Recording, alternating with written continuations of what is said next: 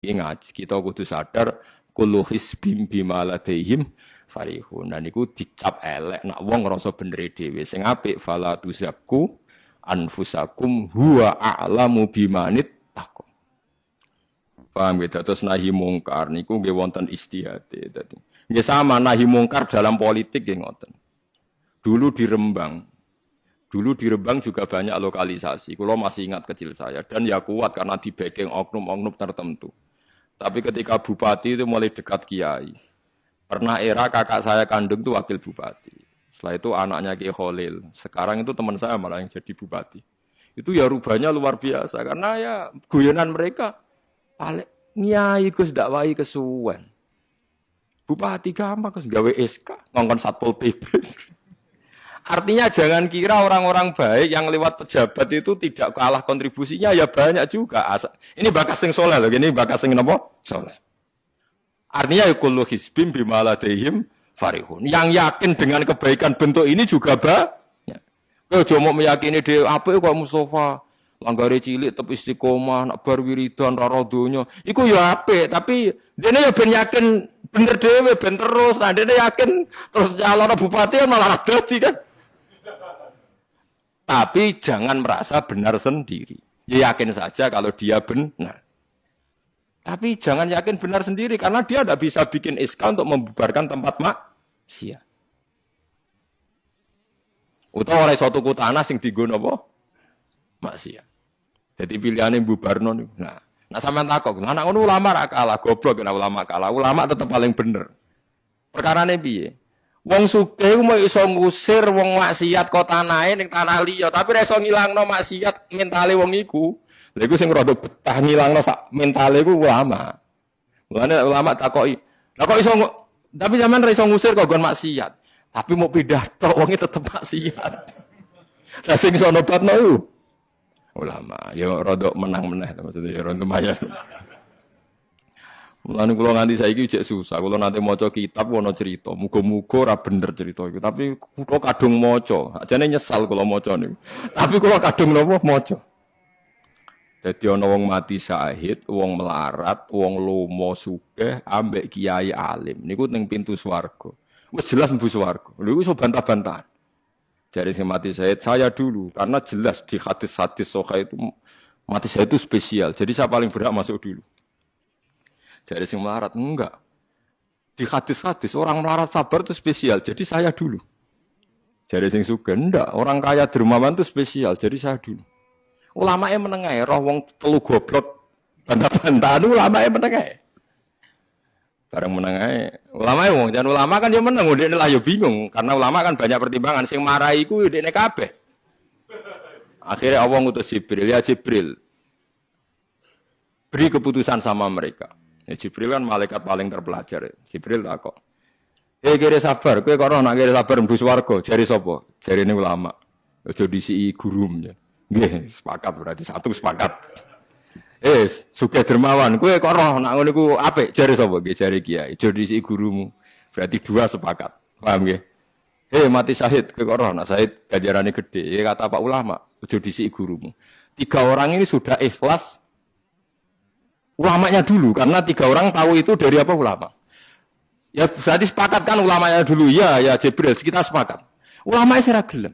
Masalah sing mondokno kula niku. Gitu. Sampai sing melarat itu gerutu, sugih menangan mulai donya kan itu akhirat. Karena sing ulama iku ora wani disiki sing biayai iku ora wani. Kenapa kok mandek niku Jibril sing biayai kula niku.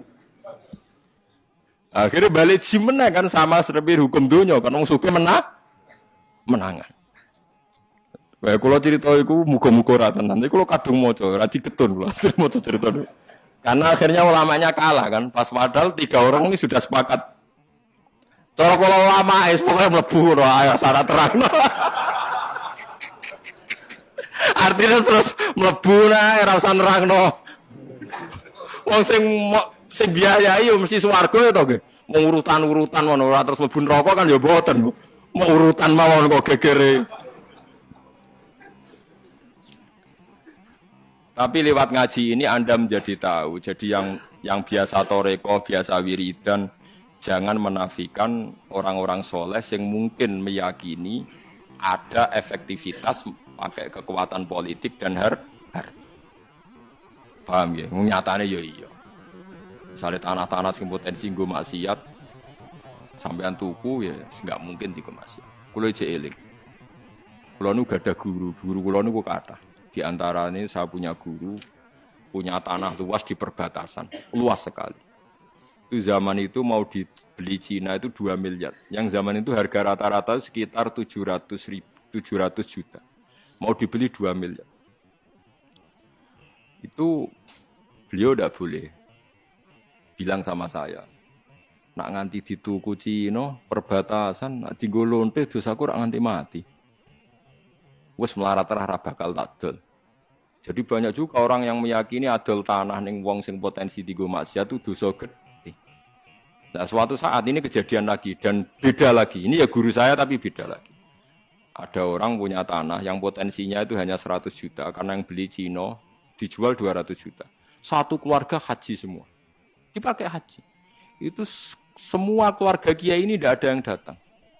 Kowe iku atuk ora kaji, timbang kaji tanam mbok dol Cina sing potensi digo maksiat. Tangisan. Dibatalo wis. Artinya banyak juga orang yang punya strategi sampai begitu, nganggep begitu itu jihad. Menguasai tanah itu apa? Jihad. Karena dengan kita kuasai untuk sujud ya kita, yang taat ya kita, mengendalikan untuk apa juga kita. Oke, dengan kita punya kan mengendalikannya ya kita, untuk apa ya kita. Dengan tidak punya, ya tidak kita kan. Nah, nanti cerita kan terus wong melarat kados kula rugen kan musibah tenan.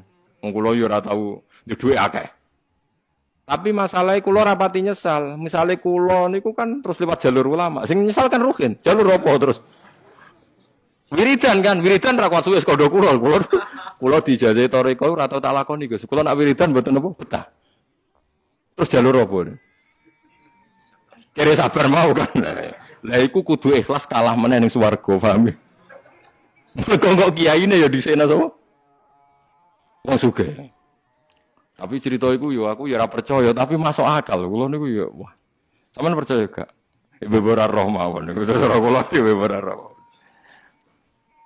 Jadi niki ngaji penting nggih ben boten falatuzaku anfusakum. Wong ora usah sok suci. Kebenaran toreko itu ya benar, orang fikih ya benar, orang wiridan yang benar. Tapi sebetulnya mungkin pejabat yang kita kira dekat dengan syubhat itu juga banyak amalnya kan, karena mereka bisa bikin SK berapa ratus tahun doli, gara-gara SK-nya wali kota iso dibubar. Sama tak ceritani, anaknya Yusuf Qaradawi yang terkenal ngarang fiqh zakat itu akrab sama Sutioso. Saya dulu itu ikut proses menerjemah fiqh zakat. Memang saya ada orang politik juga enggak orang kaya, tapi saya ikut proses. Hanya saya di antara tim yang ikut menerjemah. Itu gara-gara dekat kiai itu Sutioso memutuskan Kramat Tungkak. Itu dulu kan tempat prostitusi terbesar juga. Sekarang dirubah jadi Islamic apa? Center. Itu baru kayak kiai tak pejabat. Pejabat karena pejabat yang punya SK. Tapi fungsi ini kiai mbok ilangno, pejabat roh pentingnya ngono iku dikandani kiai. Lah serang mlebu kan rugen tok kan berarti jalur karena mulane kene kudu tuduh be aku. Ini kan masalah kok ning akhirat ya tetep kalah ya harus saiki persiapan paham ya. Ya persiapan bu swarga wae tapi ora usah nomor apa? Ora ngomong Arab. Jadi kurang contohnya Kramat Tungkak itu yang bisa memusnahkan itu ya dulu ketika Sutioso gubernur dan dia dekat sama anaknya Yusuf Qaradawi terus punya fiqh zakat. Lama-lama fiqh zakat jadi tren. Sampai di Jakarta ada Basnas, ada rumah zakat. Sekarang di Jogja ada Lazis, ada macam-macam. Barokah trennya fiqh. Dulu zakat itu enggak jadi kebutuhan, tapi setelah jadi tren saya ingin orang zakat itu izin.